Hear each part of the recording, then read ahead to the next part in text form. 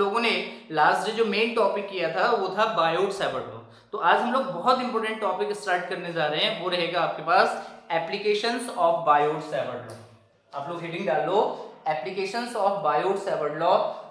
इसमें ऊपर से टॉप में हेडिंग डाल लो बेटा एप्लीकेशंस ऑफ बायोट-सावर्ट लॉ। उसमें सबसे पहले हम एप्लीकेशंस करेंगे कौन सी? Magnetic field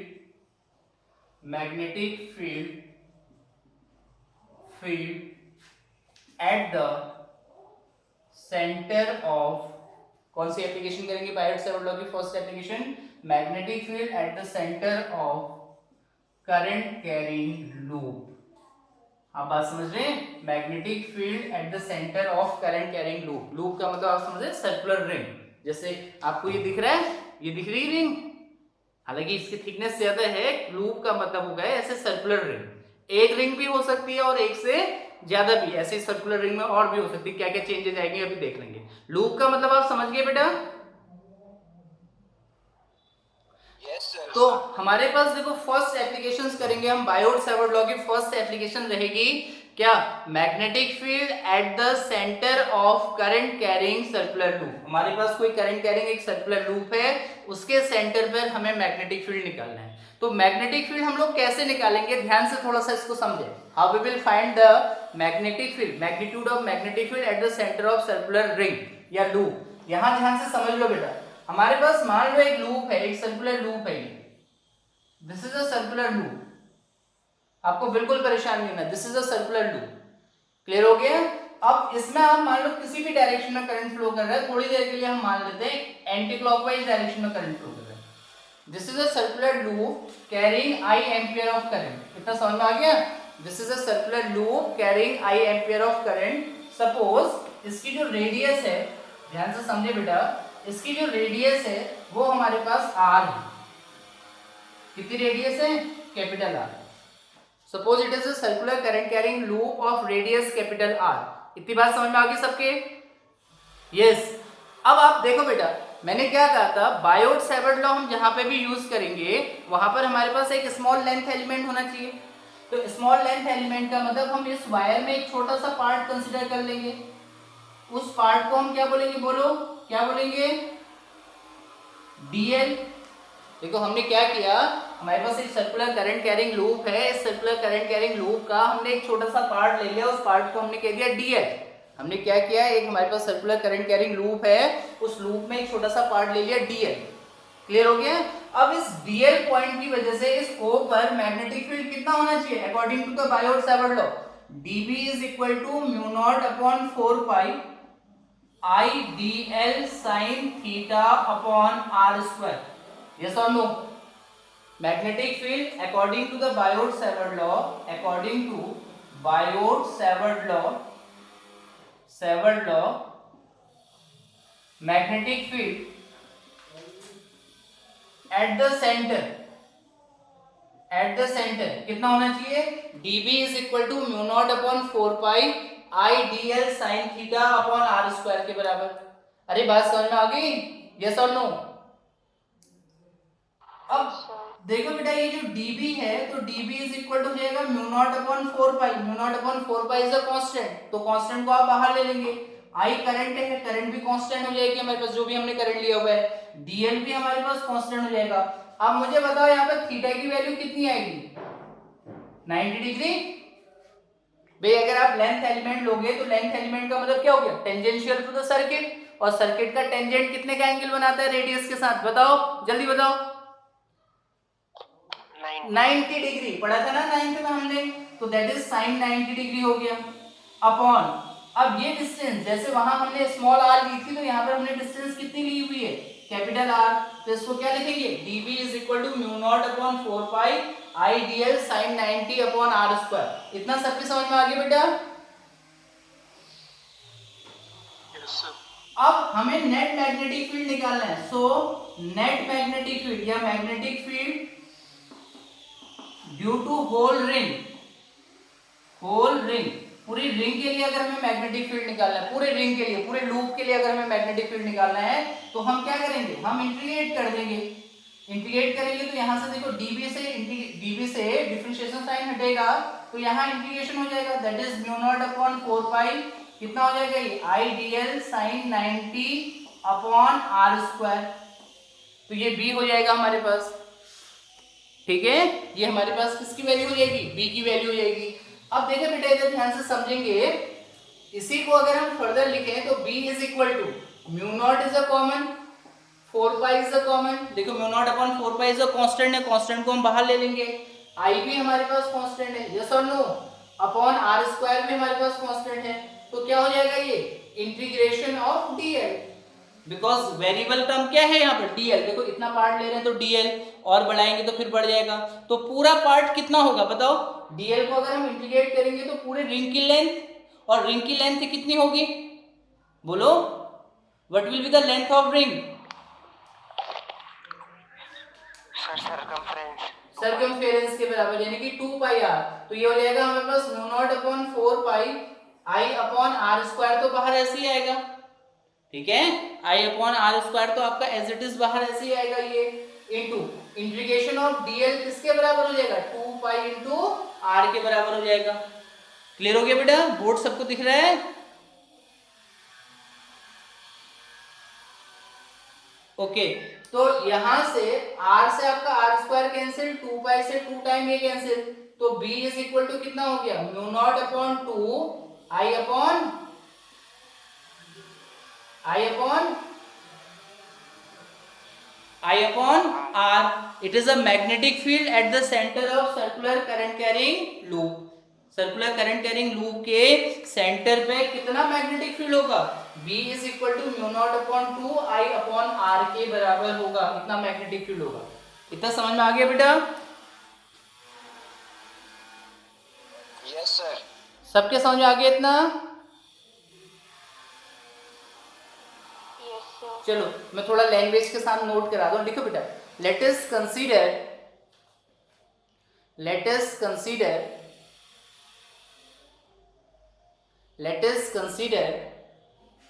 a circular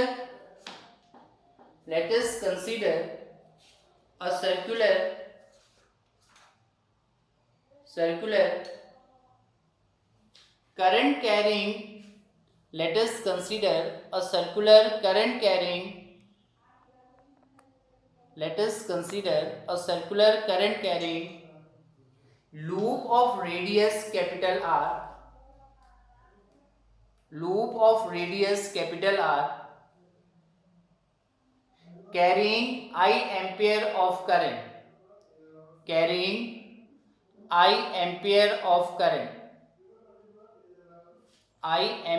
of current, लिखे बेटा? Sir yes sir. carrying I ampere of current according to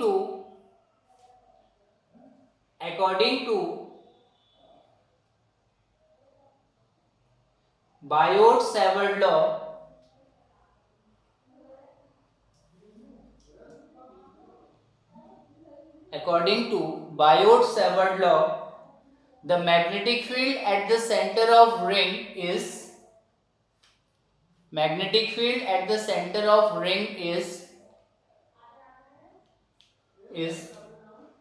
ठीक है, यहां से आगे आप पूरा नोट करो, जब लास्ट लिख लोगे तो फिर देन उसके बाद मैं एक्सप्लेन करूंगा आगे, फिर कुछ और चीजें ऐड करेंगे इसमें। चलो बेटा सबने नोट कर लिया ना? तो ये तो हो गया हमारे पास, देखो बेटा magnetic field at the centre of circular current carrying loop. कोई भी हमारे पास एक लूप है, उस लूप के या रिंग के सेंटर पे जो आपका मैग्नेटिक फील्ड होगा उसकी वैल्यू होगी B is equal to mu not upon 2 I upon R के बराबर। अब ध्यान से समझ लें, अगर मान लो इस लूप में n टर्न्स हैं, जैसे एक रिंग हमने माना, जैसे हम सिंपल से ये एक रिंग कह रहे हैं, एक रिंग हमने मानी, ऐसी n रिंग्स हैं, सर्कुलर रिंग्स हैं, n लूप्स हैं, n टर्न्स हैं, तो क्या हो जाएगा, in case of n number of turns, in case of n capital N number of turns, देखो in case of capital N number of turns क्या हो जाएगा, magnetic field B is equal to क्या लिखेंगे, उसके बाद नीचे से नोट करके केस बना करके लिख सकते हैं, in case of capital N number of turns. अगर आपके पास capital N number of turns हैं तो हमारे पास क्या हो जाएगा, इन केस इतना B is equal to mu not upon 2 तो ऐसे ही रहेगा, इसको हम n नंबर ऑफ टर्न्स हैं तो ni/r लिख देंगे। क्लियर हो गया? अगर n नंबर ऑफ टर्न्स हैं तो मैग्नेटिक फील्ड को किससे मल्टीप्लाई कर देंगे? एक रिंग के लिए जो आएगा उसी को हम क्या मान लेंगे? n number of turns. अगर n नंबर ऑफ टर्न्स हैं तो हम उसको किससे मल्टीप्लाई करेंगे? n से। ठीक है, एक के लिए जो आ रहा है उसी को n से मल्टीप्लाई कर देंगे तो for n number of turns आ रहा है, इसको चाहो तो आप b डैश से दिखा सकते हो। b dash is equal to μ0/2 ni/r where capital N are the number of turns. सबकी समझ में आ गया बेटा इतना? Yes, sir. लिख लेना उसमें, if there are in case of capital N number of turns the magnetic field at the centre is b dash is equal to μ0/2 ni/r where capital N is the number of turns, where capital N is a number of turns।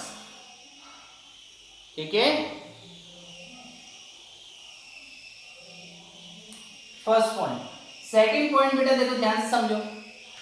देखो, in case of constant current for a particular ring, ठीक है, अगर आपके पास constant current flow कर रही है, if the steady current is flowing through the wire ring, if the steady current is flowing through a wire ring of radius capital R, तो उस case में मैग्नेटिक फील्ड क्या होता है? कांस्टेंट रहता है। लिखो, सेकंड पॉइंट लिख लो, if a constant current या steady current is flowing through a ring, if the steady current is flowing through a ring, then the magnetic field at the center of ring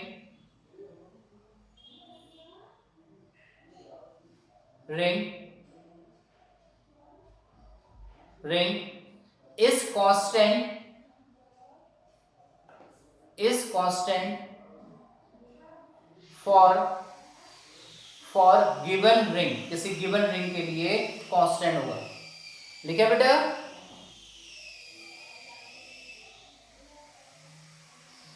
Yes, sir. ठीक है, तो अब अगला point देखो बेटा, ये तो दो पॉइंट आपके सबके सामने आ गए। नेक्स्ट देखो बेटा, अगर हम किसी पर्टिकुलर रिंग की बात कर रहे हैं, इधर ध्यान से समझे। देखो, इस फॉर्मूले से देखो, according to the formula magnetic field at the centre of ring is directly proportional to I होता है, हमेशा ध्यान रखेंगे, and it is inversely proportional to radius के।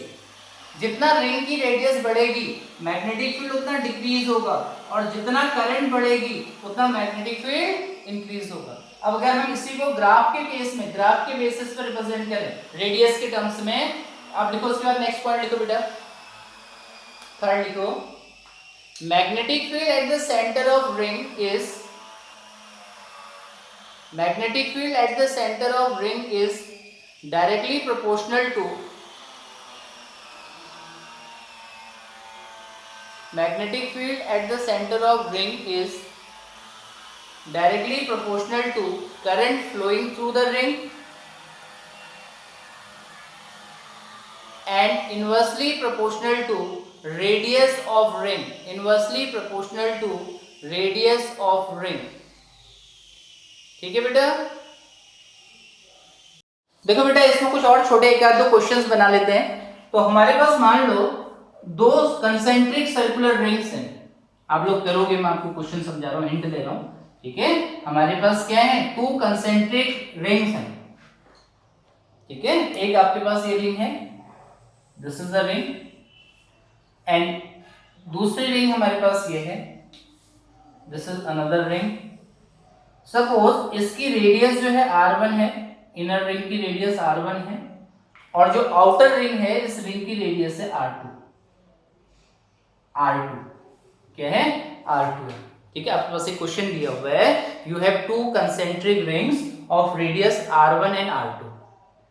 क्लियर हो गया? यस और नो? अब आपके पास देखो केस फर्स्ट है, ये फर्स्ट कंडीशन क्या है? व्हेन द, जो आपकी इनर रिंग है बेटा, in this ring the current is I1 current is flowing in clockwise direction, I1 current is flowing in, या आप मान लो सेम करंट इज फ्लोइंग, एक में क्लॉकवाइज फ्लो कर रही है और दूसरे में एंटी क्लॉकवाइज। क्लियर हो गया? कंडीशन क्या है? Same amount of current is flowing in, एक में क्लॉकवाइज डायरेक्शन में फ्लो कर रही है, एक में एंटी क्लॉकवाइज डायरेक्शन में फ्लो कर रही है। और दूसरी कंडीशन हम ले लेते हैं, सेम यही कंडीशन है, रेडियस भी सेम है r1 है इसकी रेडियस और बाहर वाले की रेडियस जो है वो r2, कंडीशन वही है, ठीक है। और इसमें लेकिन करंट की डायरेक्शन क्या है, along to the same direction, ये है। क्लियर हो गया? लिखो क्वेश्चन लिखो, find the resultant magnetic field and its direction. Find the resultant magnetic field and its direction at the center of two concentric rings.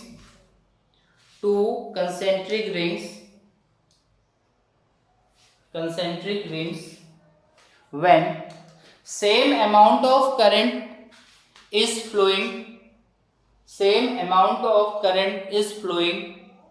पहला लिखो first in opposite direction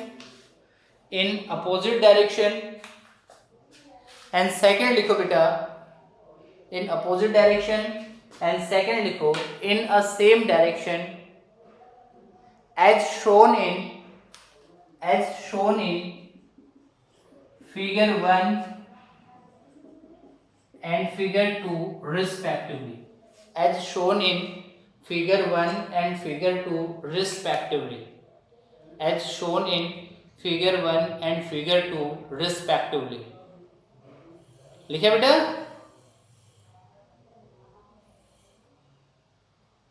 Yes or no? Yes, sir. चलो सारे बच्चे try करो, इस question को try करो। बस देखो बेटा क्या हो गया कि magnetic field at the centre of ring किन फैक्टर्स पर डिपेंड करता है, तो आपके पास दोनों फैक्टर्स हो गए। अब इधर ध्यान से मेरी बात समझें, अगर आपके पास कंप्लीट रिंग की जगह रिंग का एक पार्ट दे दिया जाए, जैसे पूरा एक कंप्लीट रिंग है, इस कंप्लीट रिंग की जगह पर आपको एक पार्ट दे दिया जाए जिसको हम क्या कहते हैं, सेक्टर कहते हैं। जैसे आपके पास ये एक रिंग है, आपको कंप्लीट रिंग ना देके आपको इतना सा पार्ट दे दिया करंट कैरिंग वायर का, ये दे दिया ये, और आपसे कह दिया ये रिंग का एक पार्ट है, रिंग के एक पार्ट को क्या कहते हैं, सेक्टर क्या कहते हैं, आर्क कहते हैं। ये आर्क हो गया, यस और नो? ये इतना छोटा सा पार्ट आपके पास दिया है ये, और ये आपका ये सेंटर है, और मान लो ये सेंटर पर थीटा एंगल बना रहा है। कितना एंगल बना रहा है? थीटा एंगल बना रहा है। आपसे कहा जाए what will be the magnetic field at the centre of the ring, इस रिंग के सेंटर पे इस आर्क की वजह से, कंप्लीट नहीं है ये, रिंग का एक पार्ट है, देखो क्लियर हो गया? क्या है? रिंग का एक पार्ट है, ये आर्क है। इस आर्क के लिए अगर आपको मैग्नेटिक फील्ड निकालना पड़ जाए सेंटर पे, तो उसके लिए आपको क्या करना है, ध्यान से समझेंगे, कुछ नहीं करेंगे आप कुछ नहीं का मतलब छोड़ के नहीं आएंगे, म्यू नॉट अपॉन 2 I अपॉन आर तो है ही आपके पास, ये तो पूरे रिंग के लिए होता है। अब रिंग के लिए इतना होता है, तो ये छोटा सा जो पार्ट है ये कितने का एंगल बनाएगा, सेंटर पे बना रहा है थीटा का एंगल, और कंप्लीट रिंग होता तो कितने का एंगल बनाता, 360 का। यस और नो? Yes, sir. तो इस magnetic field due to arc कितना हो जाएगा, magnetic field due to arc हो जाएगा B is equal to magnetic field at the centre of this arc के सेंटर पे मैग्नेटिक फील्ड हो जाएगा B is equal to mu not upon 2 I upon R into theta upon 360। यहाँ पर theta upon 360 क्यों आया, समझ में आ गया ना सबके? Yes, sir. क्योंकि कंप्लीट रिंग 360 का एंगल बनाएगी, और ये आर्क जो है 6 थीटा का एंगल बना रहा है, तो रेशियो कितना रहेगा, इतनी लेंथ का रेशियो क्या रहेगा, थीटा अपॉन 360। अगर यही चीज आपको पाई के टर्म्स में दिया होगा तो नीचे हम क्या लिख लेंगे, 2 पाई। क्लियर हो गया? तो देखो अगला पॉइंट बनाओ नोट में बेटा, magnetic field at the centre of arc, magnetic field at the centre of arc को मैं दोबारा यहाँ पर साफ साफ बना देता हूं। Magnetic field at the centre of arc is, magnetic field at the centre of arc is, ये पूरा रिंग है, रिंग नहीं है हमारे पास, रिंग का एक छोटा सा पार्ट है हमारे पास, आर्क इज, ये आर्क है, ये वाला छोटा सा पार्ट है, आर्क इज, लिखो बेटा, B is equal to mu not upon 2 I upon R, B is equal to mu not upon 2 I upon R into theta upon 360। Theta upon 360, theta upon 360, theta upon 360 लिखा बेटा? Yes, sir. It is the magnetic field at the centre of arc. सबकी समझ में आ गया बेटा? ये diagram के नीचे से छोटा सा इसको नोट कर लेना बेटा। हाँ, ये पूरा ये थीटा का बन रहा है, पूरा रिंग 360 का एंगल बनाता है, तो इस आर्क का रेशियो पूरे रिंग के साथ क्या होगा? Theta upon 360। Ayush, it is clear बेटा? Yes, sir. अब क्वेश्चन ये है, what will be the direction of magnetic field at the centre of ring. इस O पॉइंट पे मैग्नेटिक फील्ड की डायरेक्शन क्या होगी? इसके लिए किसी भी रूल का आप यूज कर सकते हैं, बहुत सारे रूल अप्लाई कर सकते हैं। क्या क्या रूल अप्लाई कर सकते हैं? देखो, एक तो आपके पास पाम रूल तो लगी जाएगा। अब पाम रूल के अकॉर्डिंग देखो बेटा क्या हो रहा है हमारे पास। देखो, पाम रूल के हिसाब से देखें तो thumb is showing the direction of current flowing, current की डायरेक्शन उधर को जा रही है, पॉइंट कहाँ आ रहा है? ऊपर की तरफ को, तो यहाँ पर कहाँ होगा बोलो? आउटवर्ड। यस और नो? यस और नो? ऐसे अगर आप इस पॉइंट के हिसाब से देखें, देखो करंट की डायरेक्शन उधर को जा रही है, पॉइंट नीचे है, तो मैग्नेटिक फील्ड पाम किसकी डायरेक्शन को दिखाएगा? मैग्नेटिक फील्ड को दिखाएगा, तो आउटवर्ड डायरेक्शन हो जाएगी। क्लियर हो गया? यस और नो? Yes, sir. तो यहाँ पर पाम रूल भी लग जाएगा। यहाँ पर देखो बेटा कर्ल वाला रूल भी लग जाएगा। देखो, हमने अभी क्या पढ़ा था? मैक्सवेल का रूल क्या पढ़ा था? If thumb show the direction of current flowing, curl of finger show the direction of magnetic field. पढ़ा था कि नहीं? If thumb show the direction of current flowing, curl of finger will show the direction of magnetic field. Yes और no? अब इसका अगर उल्टा कर दें, देखो, if thumb is showing the direction of current flowing, curl of finger will show the direction of magnetic field. इसको अगर उल्टा कर दें, देखो, if curl of finger show the direction of current flowing, then thumb will show the direction of, क्या हो जाएगा? Magnetic field. लिखो, to find the direction of magnetic field, to find the direction of magnetic field at the centre of, to find the direction of magnetic field at the center of circular current carrying loop, circular current carrying loop, circular current carrying loop, we can apply right hand thumb rule, right hand thumb rule, right hand thumb rule। लिख लिया बेटा? Palm rule तो आपको आता ही है, एक नई चीज और सीख लो, right hand thumb rule. It is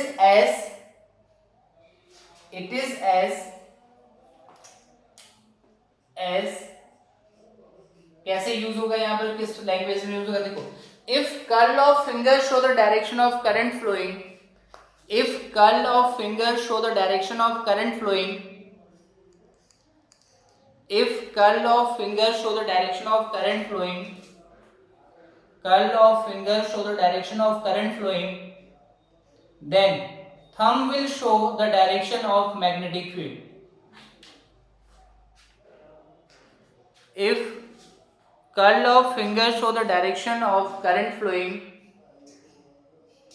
curl of finger show the direction of current flowing, thumb will show the direction of magnetic field, thumb will show the direction of magnetic field, direction of magnetic field। अगर हम इसको apply करें, देखो क्या हो जाएगा। अब देखो बेटा, यहाँ पर करंट क्या है? करंट ऐसे फ्लो कर रहा है, देखो एंटी क्लॉकवाइज, तो मैग्नेटिक फील्ड कहाँ को होगा? आउटवर्ड की डायरेक्शन में। अगर आप इसी को क्लॉकवाइज ले लेते, देखो अगर करंट हमारे पास क्लॉकवाइज होती, तो यहाँ पर मैग्नेटिक फील्ड कहाँ होता? क्लॉकवाइज में क्या हो जाएगा? Invert to the plane of paper. Curl of finger show the direction of magnetic current current, curl of finger show the direction of current, thumb will show the direction of magnetic field. तो यहाँ पर magnetic field inward direction में हो जाएगा, यहाँ पे क्या होगा आउटवर्ड डायरेक्शन में, आउटवर्ड डायरेक्शन में। Curl of finger show the direction of current flowing, thumb will show the direction of magnetic field. यहाँ पे क्या हो जाएगा curl of finger show the direction of current flowing, thumb will show the direction of magnetic field. ठीक है बेटा, बना लो इसको ऐसे ही।